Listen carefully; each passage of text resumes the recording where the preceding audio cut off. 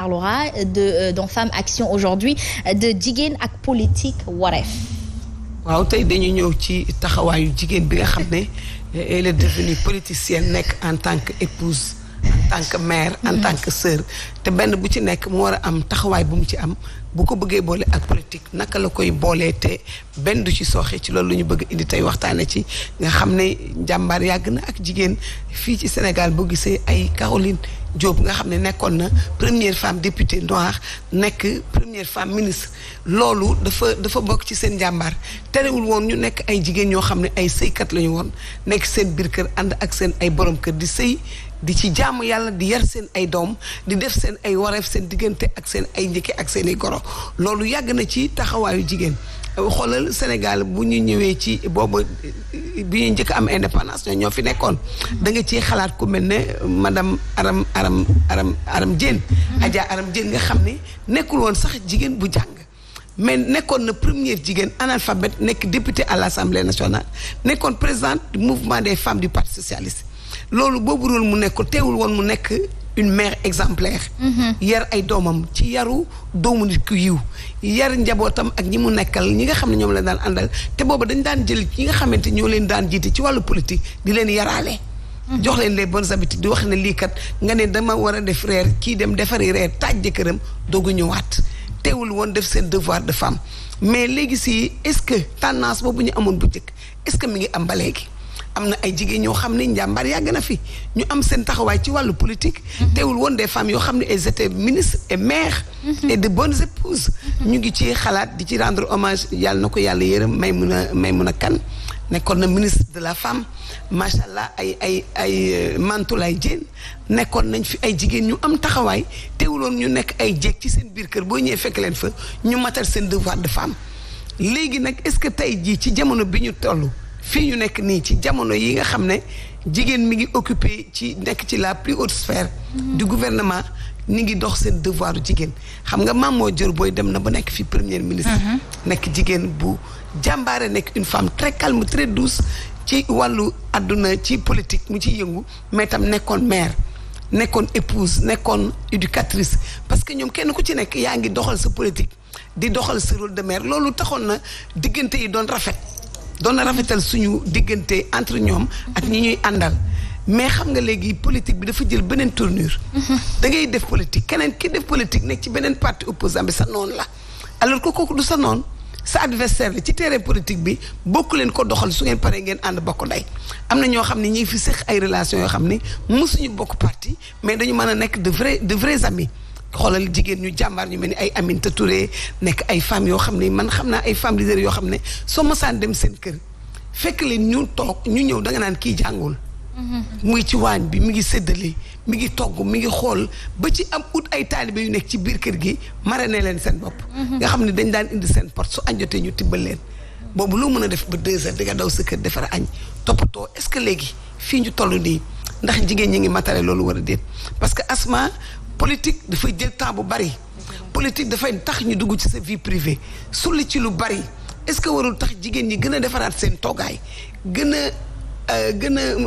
a rafetal seen nekkin ba bu ëllëgee suñu nekkee ci benn niveau bi du am baat bu leen di topp boo xam ne dafay déstabiliser sa mariage wala mu yàq sa diggante ak sa ay njaboot parce que loolu daf ci am solo borom kër bi ngay àndal te bari na ci ñoo xam ne am nañu jëkkër te egguñu ci benn niveau bi bari na ku egg ci niveau boobu nag sa sëy yàqu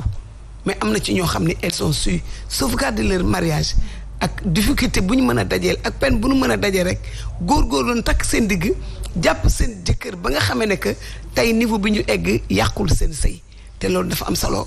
Asma. c'est important maman jamono ji ñi gën a nemmeeku ci langum politique yi ñuy juum ñun ñii la suñu génération yii la ndax suñu yaay yi sa nawle yi maman ñoom ba tey ñoo ngi téye fi ñu téyoon démb et peut-être c'est dû à l'éducation de base d'hier et qu'aujourd'hui on s'appelle la femme émancipée mais la bonne émancipation d'une femme c'est de se rappeler de li nga xamante ni moom moo di son rôle d'épouse dafa am ñu bëri ñoom ñu mel ni man dañuy xëy fajar ñoo liggéey si bàyyi monsieur mu tëdd wala léeg-léeg bu fekkee ni dañ lay mottalil dépense ñenn ñi ci ñoom dañuy foog ni ñoo war a yor baatu kër gi wala yaag ñoom yéen a toll mbagg mën ngeen jërante mbagg et je crois que c'est là où vient le défaut de la bonne gestion maintenant d'épouse moo tax ngeen di takkal ay ñaareel ak i ñettal. waaw xam nga am na góor ñoo xam ne tey fi seen jabar egg seen njàmbaar moo ko fa yóbbu ñoom góor. parce que dañ ko poussé. c'est vrai dañ ko jàppale. c'est vrai am na jigéen boo xam ne jëkkëram moo ko jàppale pour mu mottale ay études am na jigéen ñoo xam ne jigéen moo leen góor moo leen jàppale seen jëkkër pour ñu am place utal leen place bu baax ñu fay liggéey. mais tey bi ñu demee ba egg ci benn niveau bi seen mariage day yàqu. parce que dañuy indi teraanga bi ñu am wala seen prestige personnel. moom la ñuy jiital que mariage bi. te alors fekk ne am na góor goo xam ne moom njàmbaar ga mu amoon ba yor la. yoraale la jàppale la sa jàng ba tey boo réussir am na loo xam ne boo ko defee du ko gis. moom ma ngi lay xool ci démb. ba nga amagul ma ngi lay xool ci démb ba nga mënagul. te ki tax nga mën loo warul woon a man na nga ko bàyyi xel sa sang la. te jëkkër du moroom nañu bàyyi xel ni foo mën a egg tey sa sag yépp mooy nga am borom kër. jigéen ak statut bu mën a am bi ci ëpp importance. mooy mu am jëkkër bokk na ci li yokk personnalité am li yokk garaatam li yokk taxawaayam. maman ñenn ci góor ñi ñoo ko yóbbuwee yenn jigéen yi tamit dañuy ñëw subordonné la coach Moussa loolu am la ngay gis ñu naan kii kat madame députée madame l'honorable député tel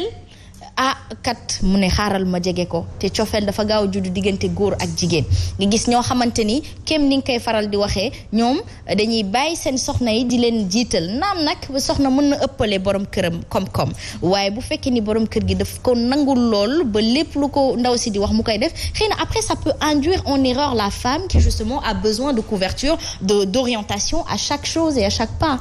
mais bu fekkente ne à chaque chose et à chaque pas yow da nga jàpp ne sa jabar moo la yorof moo la dif comme ni may wax góor yàlla du wéeru même bu xëyee jox la junni wala 10 000 francs ne la joxel dépense sax moom loolu waru garam na comme ni maman Ndak wax jigéen bul jël sa jëkkër def ne ko maa la yor rek nu ma neex laa lay contrôler wala lu ma neex naa lay yore wala lu ma neex sama waaw ngay wéyee non parce que yàlla moo leen boole suñu xoolee suñu yaay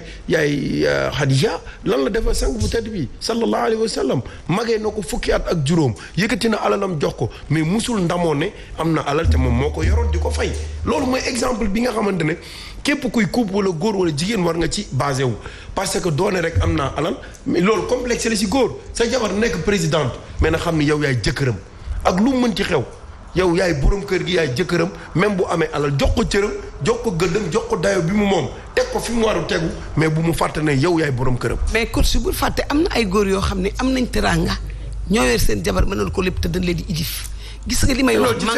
waaw maa ngi ñëw da xam nga dafa am manque d'autorité bu may wax. parce que góor dafa am benn autorité bu mu war a demaale. effectivement su fayiree ci loolu rek. dafay feeñ ci comportement ak jabaram parce que am na góor ñoo xam ne lu nu ñàkk am na lu seen jabar ñemewu la osé def leen ko wala moo wax leen ko. ça dépend ci caractère bi ak góor bi ngay dajeel. am na koo xam ne moo la mën a lépp yoral la lépp te tegoo ko fenn. parce que y a des femmes yoo xam ne qui sont tellement autoritaires am audace soo ñàkkee fayda tuuti. même suñu amul dañ lay yilif. même ci ñàkk gi ñu ñàkk nga yor leen yow. en tant que jigéen dañ lay bëgg a ilif te góor ba àddinay baax góor di ko jigéen di ko ilif. parce que góor bu ko jigéen ilifee dootul am sañ-sañ. dootul am imposer ko li mu bëgg mu def ko. léegi nag daf ci am parce que am na jigéen ñoo xam ne tey dañu jàppale seen ay jëkkër ba ñu egg ci benn niveau bi ba ñu am yenn teraanga àddina yi te teewul dañu xëy war leen.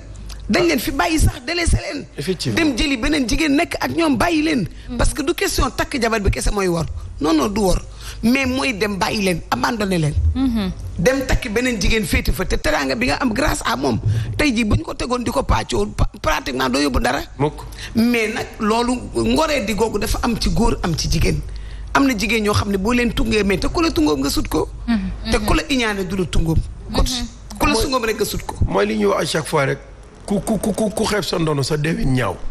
kon nañu parce que nit mun la dimbali comme ni nga tungoom la ba nga nekk gën ko suufee moom mi ci suuf mi la porté. booy gërëm kooku nga war a gërëm. parce que moo la yóbbu ba nga kawe ba ñëpp mën la gis. moo tax des fois da ngay gis ay femmes yoo xam ne vraiment dañu mérité ñu leen di rendre hommage. ay femmes yoo xam ne dañoo jàmbaare. ci liggéey jàppale seen ay borom kër te ba léegi ñu ngi nekk ci suufu tànkam. am kilifa. nangu nu yilif leen ba léegi sax ñemewuñ leen pas ragal mais du sañ-sañu def lu la neex wala heure bu la neex wala mu ne monsieur heure bi dañ koy tegal reer elle doit être à table daal di daw. yooyu mooy li ñu soxla ci jigéen mooy nga bàyyi sa valeur yi nga xam ne moom mooy def sa personnalité nga bàyyi ko xel ak quel que soit niveau boo mën a egg. Justement le nom de famille de l'homme est porté par la femme loolu rek doy na misaal ngir jigéen ñi xam Maman Ndak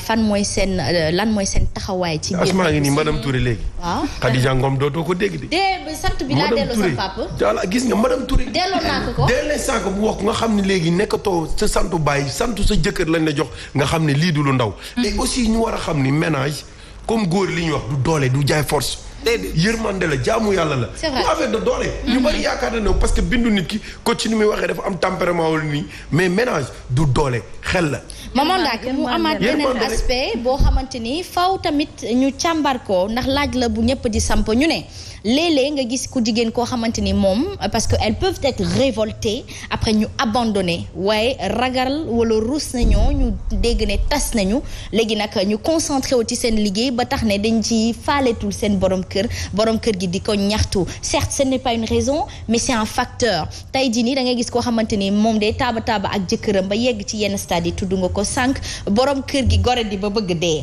moom tamit yaa àdduna ji dem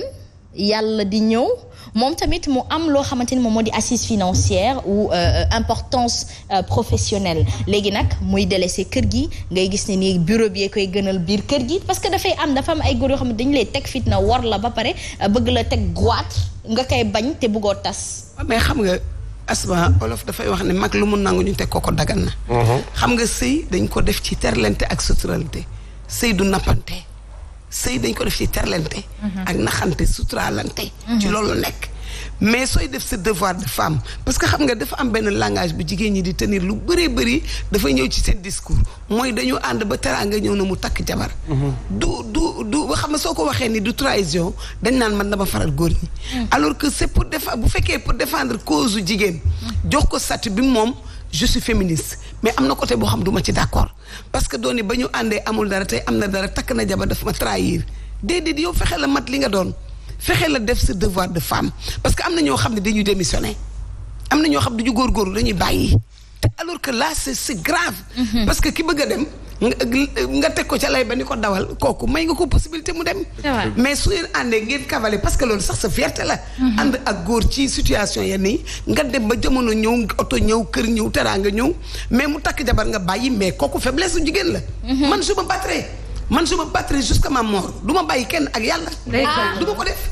damay rey te jox sama place su fekkente ni da ngay changer parce que li ñu war a def mooy soo amee wuccu nga dugg ci sa ruq mën a kan wala nga daje ku la ëpp expérience te xelam rafet te muy sëykat mu digal la nga waajuwaat defaraat sa ngànnaay defaraat sa kër toppatowaat sa jëkkër jël beneen allure parce que changement dafa baax ci lu mu doon. Très bien en tout cas maman lii mooy wareefu jigéen ñi. pas démissionner madame la première dame dafay am mais mës ngeen gis jëkkëru présidente ñu toll ko tour amul.